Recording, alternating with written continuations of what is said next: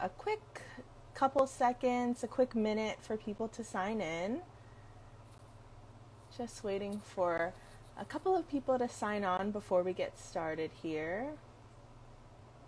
Thanks for joining us today. If you're joining us, let us know where you're joining us from, where you live. Maybe you're doing something, maybe you're a student, you're a fellow alumni. Let us know in the comments. All right. I'm going to get started in a quick second while we wait for more people to come in. But welcome. This is Talkin Story with Alumni. It's the last one of this year. I cannot believe how quickly this year has flown by. 2023, I don't know where she went. But if you're new here, welcome. And if you're not, then you know what we do. This is Talkin Story with Alumni, where I, Ku'u Ka'uanoe, a 2016 graduate of the ACM program, get to talk with former classmates of mine, former peers, and other graduates of the program. This is really your time. So if you want to know something about our guests' education, how they got through college, where they are now, definitely drop that in the comments as well. We encourage questions because we want to know what you guys want to know. And a lot of the times when we bring in our guests, it's really to tap into what they've learned, and how we can learn from their experience going through ACM and, kind of eke out some tips or, pointers for looking for jobs and how to make it in today's industries. So today I'm actually really excited. We have a 2020 graduate with us, Scott Alquisa. After he graduated from ACM, he actually got his Master's of Education in Teaching at Manoa, and he's currently a teacher at Waipahu High School. I'm really excited to have him on because he is a teacher of creative media, design, and photography, the exact things that we've learned in this program. So let me go ahead and add him on now.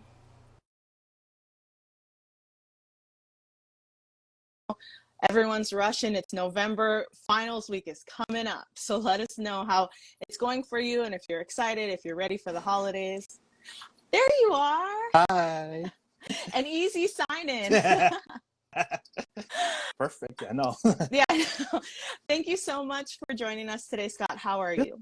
It's a Tuesday, we're just starting the week and, we're almost there, we're always looking forward to the weekend. Oh. It's only Tuesday, but we're already looking forward now. Well, and we're talking to you right before, the Thanksgiving holiday, right when things start to wrap up. So I'm glad I got to catch you, especially, as a teacher. You must be so busy. I like that someone shouted you out in the comments already. Is that the academy? Yes. At your That's school? our academy. Yeah. Yep. Well, shout out. We have some fans already, so I'm glad. Anyway, I already gave everyone a little bit of a preview about you, but of course, this is where we get to know you more, This is where we get to catch up, learn about how you got through college and just where you are now. So why don't we start where I like to start, all the way at the beginning. I ask people this all the time because I'm just so genuinely interested if people always wanted to be what they are now, So my first question for everyone, for you today, what did you want to be when you were growing up? What I wanted to be when I wanted to grow up, definitely my first thought wasn't to be a teacher. Okay. I'm not one of the high schoolers, ones that from really young they knew that they wanted to be in the classroom. I think I had many different ideas at the time. It started off with I guess we were always traveling a lot when I was young, so I always was on the road looking out the car. So the thing that interested me was the signs. So maybe it was a construction engineer to fix the signs, things like that. And went from that to a race car driver. And then it started, I think it transitioned where I knew I wanted to go into videos and video production was actually all the way from 6th grade. So it was an inspiration from a 6th grade teacher at the time where it was through an elective class. It was through like a beginning tech ed, video, really basic digital video editing skills and things. And just from there, I think the passion really started because I was making videos with my friends. We were just laughing through it, making bloopers, and just the thrill of creating all of these videos. It was just and working with the camera, being outside the classroom. That really I really enjoyed that, and I know it's probably will date me, but this was a time where all the YouTubers were coming up at this time. All the skits, everything was being uploaded to YouTube and videos, and it was people were just making videos at the time. So a lot of like inspiration, like Wong Fu Productions, all music videos, things like that. That's where I was like, okay, kind of like if they can do it, I can do it. From my middle school and high school year. So I think throughout my middle school and high school year, everyone started to know me as like, hey, you're the one with the video skills, or you're the one that, with the cameras and all things. So doing things like doing digital videos during like high school, being on the morning broadcast, the morning announcements, and then just doing some videos for the yearbook as well. Kind of like just working on projects, and then I think the highlight was just entering all of these video contests. So we started placing in contests starting, I think it was the summer of in between junior senior. We placed in a contest, and then from there on, we just started entering contests throughout senior year, and we ended up taking some hardware, taking some money for the school, and that was kind of like the point of, I guess, where I started. So I knew I wanted to do something in video at first, and that was just kind of like channeling my passions until all through middle school and high school, and then and then UH Waipahu was right there. Right. Well, before we get into that, I just want to say you are not dating yourself. I like to say that YouTube was like original TikTok, where we were all making videos of us cranking that Soldier Boy and whatnot and posting it up, because it was the first where we could do like community video sharing. So I totally get that. And I really like that you're explaining to us that you've kind of always been interested in media and kind of doing these different kinds of creative expressions. So, I mean, it's, everything that you're sharing so far tracks. Did you always know that you wanted to go to UH West Oahu, specifically the ACM program? I think it was from the start. I think, it was one of the programs I circled. I think reality hit me really early on, where I was like, okay, financial issues or financial status, and just commuting, and I think that really narrowed down. So yes, I think the program was one of the and UH was one of the upper choices, one of my first choices, and it wasn't too hard to convince me to go. But I think what really inspired me, that was a really newish program. It was up and coming, and I was like, yeah, this is a great start, fresh start, and kind of see, because that's where the industry is too. We're just creating jobs as well, and new opportunity was just starting at that time. Yeah. I like that you're noting the industry as well, because it was really like an emerging program where also like there were so many different kinds of like media jobs, and people were just starting to look for those kinds of people for their organizations, for their companies. So I totally get you on that, and that like everything was kind of working in this way to kind of make media the behemoth that it is now, for sure. Thinking back on your college career, can you tell us about maybe like an assignment or a project that you were most proud of? It's there's a whole lot of projects that I'm kind of proud of, because most of the projects are not video based, actually. I think with the whole program, they kind of helped me to expand my horizons. I think this is where I first learned about my skills in the toolbox, where Charlotte was telling me, okay, you need to expand your skills, and not just be just video. So I did my homework. I'm looking at my notes.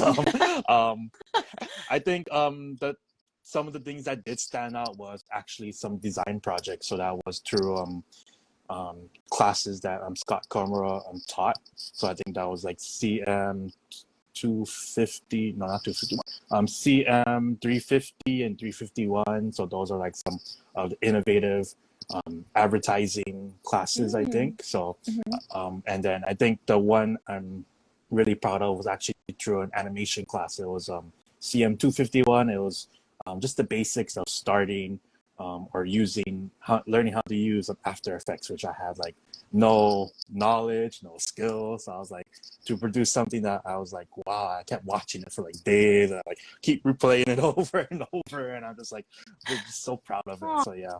Aw, I love that Charlotte said, yes, she must remember some of your work or something.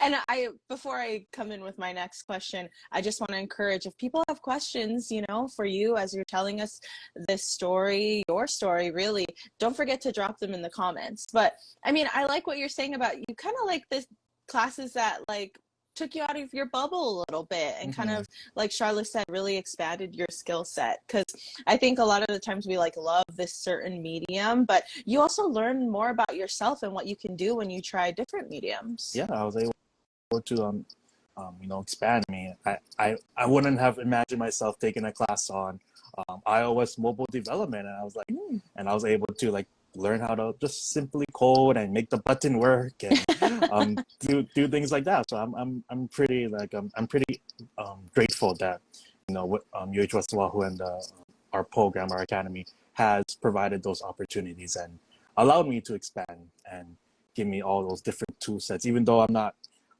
using it, there are some that I use more often. It really allows me to pick and choose and really focus in. So I'm not just, I have like different tricks up my sleeve. Yeah. And I just want to say too, because you mentioned it, like, even if people aren't, or like the students that are watching aren't using that particular skill, like maybe you're not literally in Premiere Pro cutting something, you still learn all of these soft skills for, other projects in design and media and basically, so I mean, I'm glad that I'm really appreciative that you're looking back on, the projects and you're so proud of them, as you should. 4 years in college, it's a lot of work to be getting through. Can you tell me one that you found particularly challenging? The one that I found particularly challenging,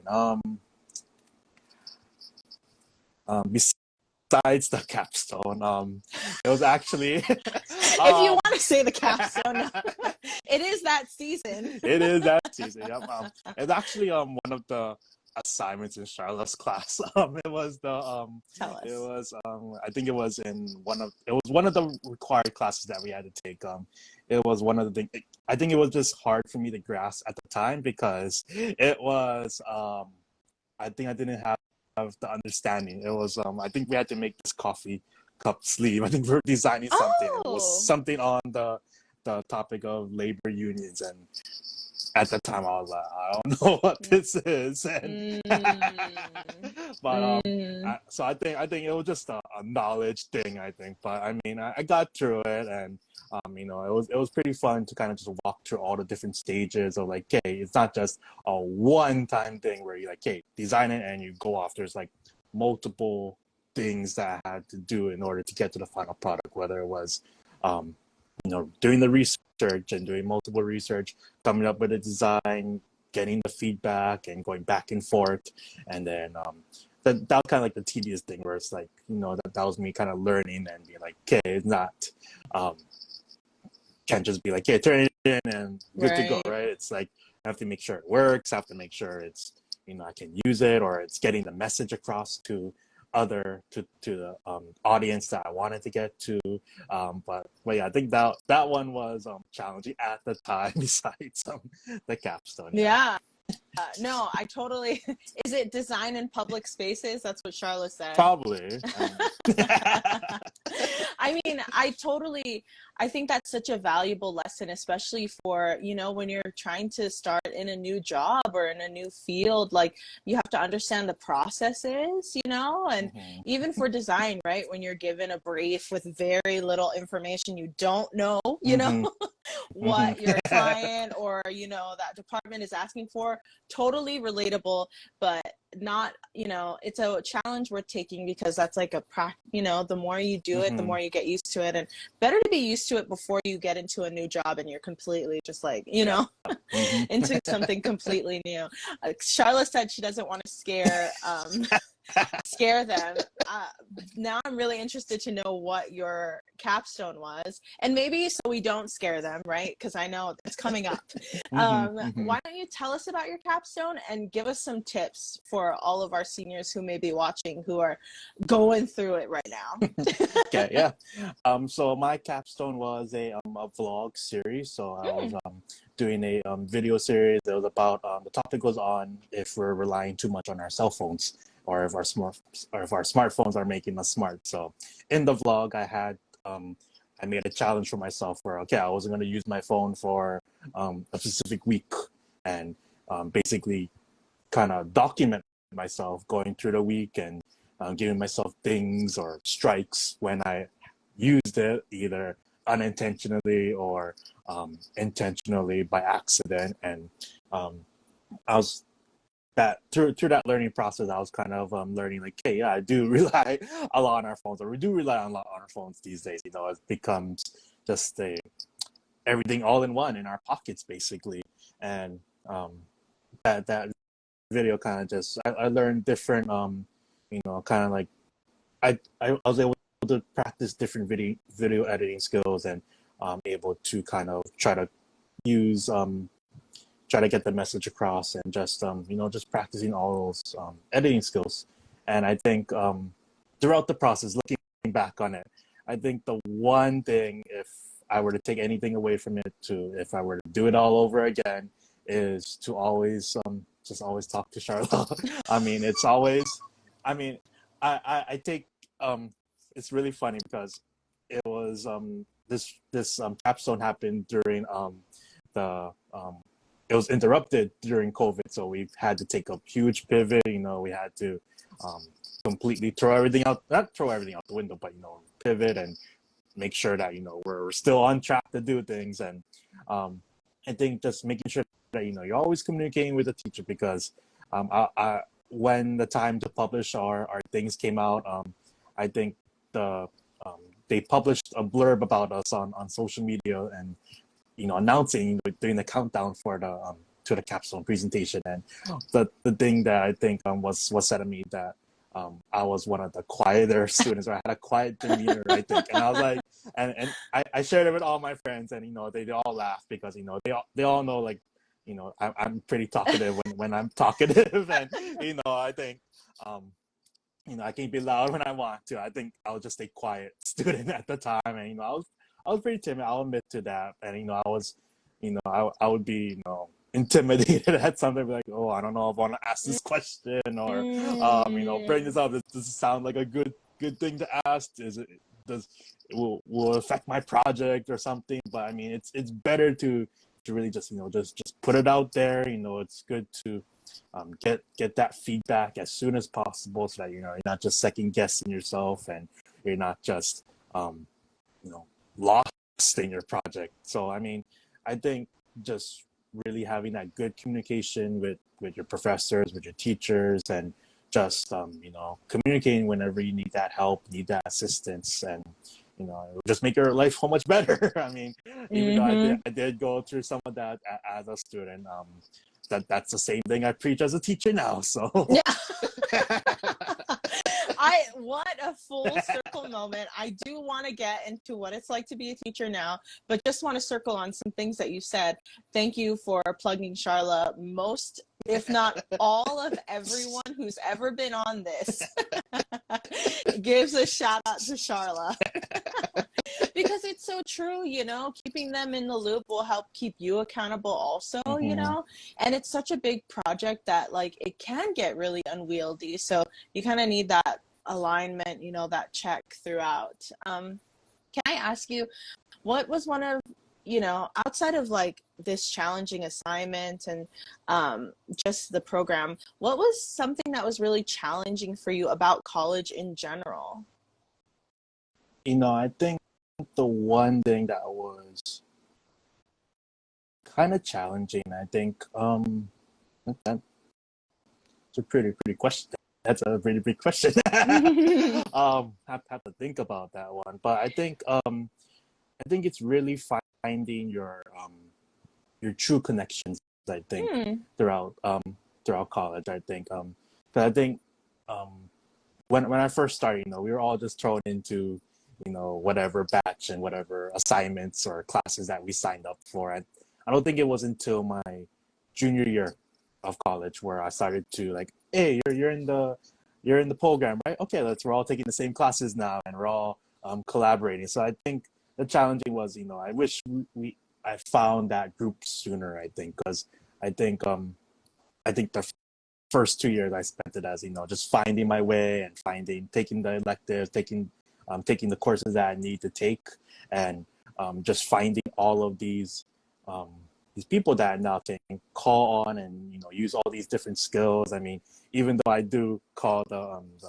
what was it called, the design in public spaces, that one was a huge project where we had to use our different skills. Where we had it was, I think, towards the end of the semester, where it was like you had people who were really good, talented in the video editing, and people who are talented in the design process. Someone was proficient in the write-ups and everything. So I think if I found that group a little bit sooner, I think would have been more beneficial to me as the client student and making all those connections. I think so. Even though yes, I did make those connections at some point, I feel like that was a little bit of a challenge or struggle to really find my place at the time. Mm-hmm. One of our other fellow alumni, Julian, he said networking, and that's so true. I mean, we bring it up a lot in this talk also, is really finding those connections. But I also like what you're saying about finding your place, not just amongst, your colleagues or your classmates, but, just in like what you want to do, and I think a lot of the times we feel a lot of pressure. For me, one of my biggest challenges was like I always felt like I was rushing through things, that I kind of just like did a bunch of stuff to try to figure it out, and that's like one way to do it, right? That's like one way to find your place, is you just do a lot of things and hopefully it works out for you, But I noticed that even with feedback from some of our students now, it's kind of it's hard, and sometimes it takes a while. It's hard to build that kind of resiliency. Before we talk about your career right now, can you give us just like one quick tip for our college students who, like you're saying, are struggling to find their place? Certainly. I think looking back on just my experience and just all the connections I made, I think it's, don't be afraid to put yourself out there. I think it's, whether it's you're starting your own Instagram account for your artwork, or connecting with other people, make that network, because I think, it will help, and, you'll find other connections where it's, you might find friends, find colleagues, and, you just find your strengths together. And I think, I'm looking at all my alumni now, and I'm like, oh, I can call you back for, would you like to be a guest speaker here and now? And I think, yeah, just making sure, you can't just, you need to throw yourself out there. You can't just, stay in the shallow end. You have to take that risk and, see where it leads you.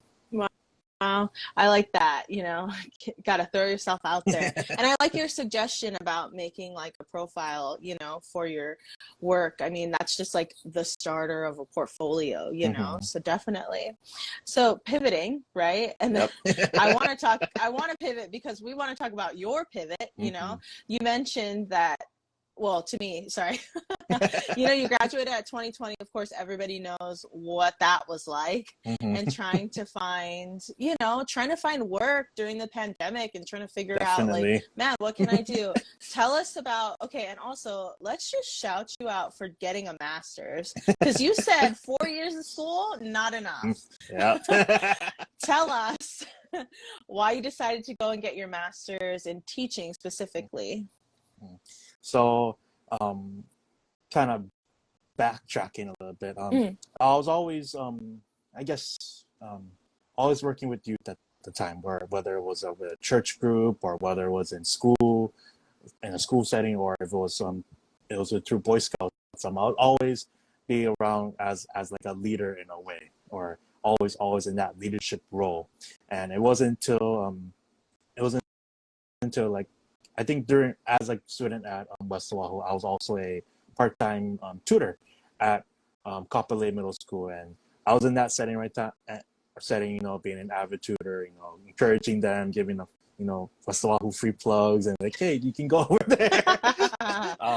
But I think it wasn't until like probably like 2019 where I was like thinking like, okay, maybe I'll, I enjoyed working with the youth and the kids, and I kind of enjoyed the teaching experience in a way, even though I wasn't fully in a teaching experience. So I knew I had that as kind of like, a second plan or a third plan if other things didn't work out. So of course COVID came, and where we graduated in 2020, in summer, we're like, okay, what's open, what's there now? And yeah, I was with PBS too and everything. Yes, I was a student production technician at PBS. So I was behind the camera, doing all the setups. Thank you, Charlotte, for reminding me, making sure to plug them in. But so yeah, I was there too. And, just I also did learn a lot of things from there too during, just my short time there. And during the summer, there was, I guess, they're running those ads where like, hey, applications are still available and things. So I'm like, okay. So I looked into it. I was like, oh, since I enjoyed, that satisfaction of just giving back, I think, and really giving the value and seeing what knowledge and how the students will take it and run with it with their own style and creativity with it. I was like, okay, maybe I'll look into it. So luckily the deadline was extended, so I quickly, got all the applications in. I got my letters of recs, and I was like, okay, I'm committed fully now to this journey. And went through the program at through UH Manoa, and did the 2 years there, both for fully online, and towards the ending started to become hybrid and in class settings, and started doing my student teaching. Did student teaching both at the high school I'm now at Waipahu High School, and at the intermediate level, and then stuck it out, did all the paperwork and everything, and got my licensure, and lucky enough, and I was able to get a license to teach in art in general, and then luckily all the video editing, all the photography, all graphics and designs fall under that licensure category, and and that's how that pivot came around. Yeah, I mean, good of you to notice that, right? To notice the things that you like, and taking that chance, like you said earlier, putting yourself out there. Because I think first off, we always need teachers. Mm-hmm. We all would not be here if we weren't for one, teacher in particular that's watching. But you know what I mean? Like, teachers are so necessary and essential, to growth and progress, and, just for kids to like figure out what they want to do. So, I mean, for you, now that you're like on the other side, you told us your experience as a student, right? Mm-hmm, mm-hmm. Through the ACM program, but now, as a teacher, at Waipahu High School, what is something that they don't tell you about becoming a teacher, or, getting into that field? It's expected. You have to find that balance. You have to find that nice work balance, work-life balance, whether it's grading, whether it's lesson planning, whether it's, giving feedback or responding to students' late night extension requests and everything. But just finding that nice work balance, so that you're not always working. You always have to find a way to distress and unwind from all the chaos that happens each day. Yeah, I bet. Charlotte said amen, and I think she's side-eyeing everyone who's ever asked her for an extension. No, I'm kidding. But I mean, that's what I mean. Like, you know, you're on the other side, you know, understanding what it's like for, you know, a teacher from your perspective. What is something that you really love about your job, you know? And you might hint back at, you know, giving back in that community. And what's something that you found really challenging? So I think the one thing that I found like it was kind of like a blessing in disguise is where I can combine two of my passions, where it's the creative side and continue to sharpen my skills, whether it's designing something, working in Illustrator or InDesign and Photoshop, sharpening my video skills, sharpening just all those organization skills and all those creative skills, and also giving back and being that leader and finding the true joy of just teaching and, you know, just seeing what they can do with it. And I was able to kind of find those two things together. But so that's like the ultimate goal for me. I think that was like the ultimate, like the best package ever. I think the other thing besides that was I think just seeing the pride that students take in their work.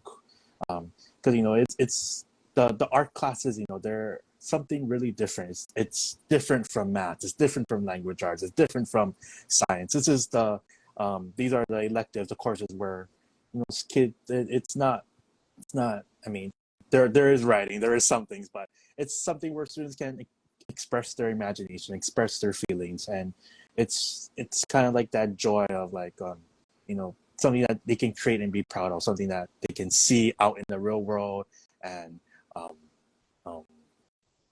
actually take pride in, whether it's putting it on the refrigerator like how we used to do it or seeing it out on display. I mean, I really enjoy seeing the students having that realization moment that, wow, I made that, and taking that skill. That's why, you know, that's the one thing I always encourage. And I'm starting to push in my class where I'm trying to put more and always trying to publish and put up and decorate my room with all the students' works. I mean, right now I'm in the process of putting up my students' self-portraits that they made in Illustrator. And even though they're all moaning and they're all crying, they're all complaining, man, Mister, don't put that up. I'm like, why? It's art. You guys took time, and you guys should celebrate all this pride and thing, and you know, celebrate that, you know, this is your work, and, you know, just feel accomplished in that. So that's something that I'm working on. I'm still improving, and hopefully, you know, it's you know, I bring that out more, and students kind of get the same feeling, because I had that same realization when I was in my design classes, where I looked at I think we designed a brochure and a rack card in Scott's class, and I was like, wow, I made this. It's like so looking professional. I was just so in awe, like I could actually hold it and everything. So I want to instill that passion, instill that wonder, and instill that, you know, a pride in that. Wow. Sorry, I know we went off on a tangent with that. No. I just want to loop really quick. I love what you're saying about how gratifying this job is, you know, because not only for you is it kind of like a dream that you can combine these two passions, right, in one job, but also that, you know, you get to see, especially in these creative, you know, in art, right, you get to see your students, these artists, the people, for who they are, you know, and, you know, one of the truest expressions of who they are compared to other subjects where there's like specific standards and formulas and all those kinds of things. So, I mean, what a beautiful, I love that, the way that you described that was just so beautifully put. I did ask about the challenges, and you kind of addressed that. Yeah. Oh, look, Charlotte. I know. I was going to say Charlotte should sound off too. Do you feel the same way, Charlotte? You just overwhelming pride when you get every assignment. Yeah. Oh no, that was sweet. She said, "You can watch them blossom as human beings for sure." Wow. And I mean, you did mention a little bit about the challenges, you know, but is there any advice that you would, I mean, and you also gave the advice about, you know, finding that balance. Oh, she said crying. Are you crying right now? Or no, I'm kidding. she's watching this filled with pride, probably. No. Mm-hmm. I mean, you gave advice about finding that balance, but do you have anything for our students who maybe don't know yet what they want to do? I mean, some of them might be graduating, right, at Mm-hmm. the end of this semester, at the end of next, and they don't know. They're like, should I just go into something that I know is more stable, or should I go into, XYZ? Anything for, some of our students who are stuck in the middle? Mm-hmm. Especially, yeah, I mean, I think it's both high school and college. You're always looking, you're always searching, and Mm, I think it's always, I think it's always great just to expand your horizon, and I know we're supposed to finish. It's expected that society has made it an expectation that we need to finish college in 4 years or whatever. But I mean, I think if you need to kind of explore.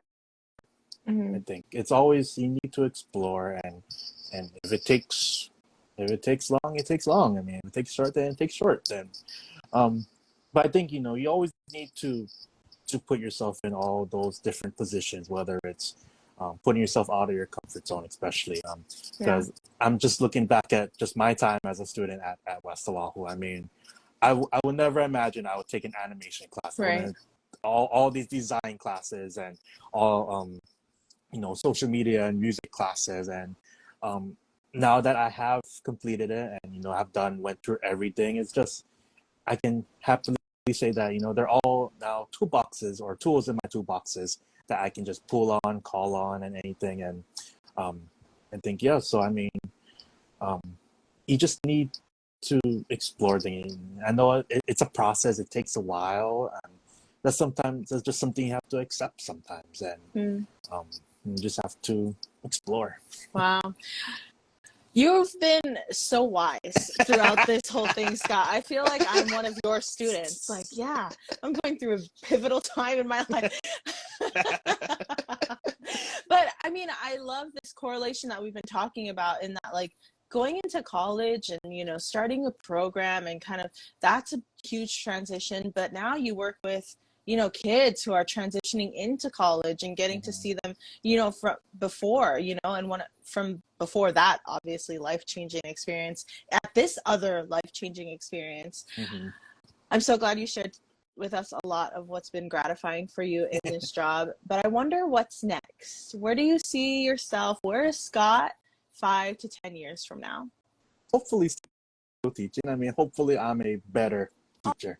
I'm Oh, hopefully still improving. I mean, I know that I can always improve. I always can strengthen myself so I can better support my students, whether it's through relationships, whether it's through the curriculum, whether it's through giving feedback. I feel like there's always room to improve, and I think in 5 years I should be able um, to um, to do that. I think maybe in 5 years we'll see if I meet the requirements and I'm turning all my paperwork.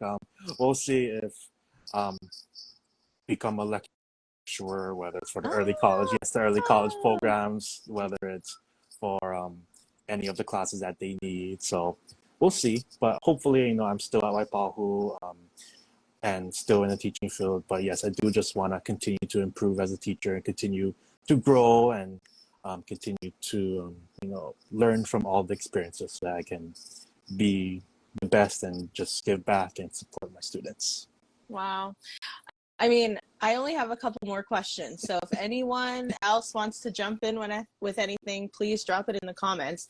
Charlotte asked, how is it teaching high school? And be so for real. No, I'm kidding. I think some of your students are watching, but I mean, going through high school and then actually teaching high school, tell us one thing. um, every day No. is different. Every day is different. No, but honestly, I mean, I'm really grateful for the experience and just the place I am right now. I mean, um, Waipahu has a really great teacher support system and a really great community over there, and the students are even though they drive me crazy, even though they're they're all their dramas and things. they're all really great students. From at the end of the day, they Wow. really passionate. They really want to learn, and I can see them putting in the effort. So yes, even though I might be exhausted at the end of the day, it's all worth it, and it's all they're it's a really great community and a really great group of kids that really um, they're they're all looking for their passions too, and I'm just happy to kind of be part of that journey and hopefully lead them in the right directions. Yeah, you were so nice because you could have said, no, I'm kidding. No, that was so, I mean, it's true. Like high school is rough, right? And I think one of the follow questions I have for that is there something you're noticing, in your high schoolers or just going through high school, or working at the high school, I mean, that's like different, Is the high school experience, has it changed? Are the students a little bit different?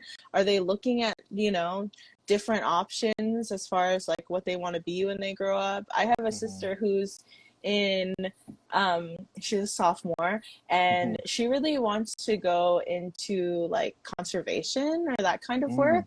But then my sister, who's 1 year younger than her, of course, wants to be a YouTuber. So you tell us, what is it like in high school? What do they want to do? What are they like? I mean, especially I think well, being at Waipahu, my high school experience actually was, I think it was completely different. I'm graduated 2016 from Mililani High School, where yes, it also is a good school. It's also also they have a reputation and everything. But I feel like the different school cultures is different. It's because of the academy, the wall to wall academy that they set up at Waipahu. I think that allowed to kind of cohort the students into the specific groups that they want to go to. But especially as one of the teachers that teaches at the very beginning of the pathways of the possible courses for like video and digital, I get a lot of the freshmen mostly. I think one of the things that was structured when I came in was getting students to really research and find out what they really want. So exploring all of those different pathways, all those current opportunities that's both locally and away on the mainland. And I think that's a really great start, because I think through my high school or through my journey, I think I was just I was kind of like one track, I think, where I was like, yeah, no, I want to do something in video, and that's it. Video, West Oahu, or somewhere at home, and that was it. I think I didn't really like look into different options at the time. Wasn't really immersed in all the information there. But I think now as a teacher, now at Waipahu, kind of really just building that support from the beginning year, from freshman year, and just getting students to kind of look what's out there, look at all the opportunities, look at what the current job pool is right now, and what schools are out there, what schools are offering these possible careers in these into the field that you want to go into. So I think it's a lot more it's more structured in a way, and I think with the tests, all the results so far from all the alumni from Waipahu, ever since they started the academy, I'm pretty sure that they can attest as well that there is some structure, that there is some guidance, so that they can set up or get a head start or better prepare for life after high school. Yeah. I like that you're restructuring that, or reframing that. Like, structure can actually be a really good thing, because it's like a pathway, it's a guide. And you kind of brought us full circle, back to having that like spirit of exploration and trying new things and putting yourself out there. I only have one more question, so this is going to be my last plug for anybody, anybody. If you have any questions, do it now while we still have Scott with us. But for me, I like to know what keeps you inspired, what keeps you creative, what, artists or accounts or work keeps you, sharp in that way. I think the one thing that kind of keeps me inspired is just scrolling through the Instagram pages, the For You pages, and I'm like, I think I have a collection in my Instagram where I have like a saved stuff. So I have like a save for like design Yeah. projects or these photography projects and video transitions that I want to try out. So of course I try it out or I save it so that eventually, you know, when I um, do have time when I'm finished grading or finished making lesson plans, maybe I can try out certain skills and try it out on my own, and then maybe if I find it cool or if I'm able to master it, maybe I can bring it into my classroom. But definitely, a lot of inspiration does come from Instagram. Just so I'm just like basically bookmarking, saving everything that I can, and organizing it. I think the other thing is just practicing.